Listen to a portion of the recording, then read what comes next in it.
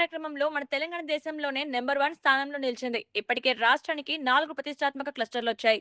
ఇదే స్ఫూర్తితో పెద్దపల్లికి కూడా ఒక స్కిల్ క్లస్టర్ తీసుకురావడానికి మంత్రి వివేక్, ఎంపీ వంశీకృష్ణ రంగంలోకి దిగారు. ఢిల్లీలో కేంద్ర మంత్రి కుమారస్వామిని కలిసి ప్రత్యేకంగా విజ్ఞప్తి చేశారు. ఎన్ఎండిసి సహకారంతో ఈ క్లస్టర్ ఏర్పాటైతే పెద్దపల్లి పరిధిలోని ఐటీఐ విద్యార్థులకు అంతర్జాతీయ స్థాయి ఆధునిక నైపుణ్య శిక్షణ అందుతుంది. దీనిపై కేంద్ర మంత్రి సానుకూలంగా స్పందించారు.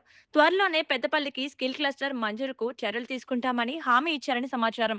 దేశంలో పిఎం సేతు కార్యక్రమం స్కీమ్ ఏదైతే ఉన్నదో దీంట్లో తెలంగాణ నంబర్ 1 పొజిషన్లో. మొన్న జయంత్ చౌదరి గారు కూడా ఈ క్లస్టర్స్ విషయం మాట్లాడినప్పుడు తెలంగాణకి 4 క్లస్టర్స్ వచ్చినాయి. అంటే దీంట్లో ఒక్కొక్క క్లస్టర్కి కేంద్రం 200 కోట్ల రూపాయలు ఖర్చు పడుతుంది, రాష్ట్ర ప్రభుత్వం 80 కోట్లు, ప్రైవేట్ స్పాన్సర్ ఎవరైతే ఉంటారో ఈ క్లస్టర్స్కి వాళ్ళు 40 కోట్లు ఖర్చు పెడతారు. అంటే ఇవన్నీ కూడా దేశంలో మంచి స్కిల్డ్ మ్యాన్ ఫోర్స్ ఉండాలని చెప్పి ఆ ఆలోచనతోని క్లస్టర్స్ పెట్టడం జరిగింది.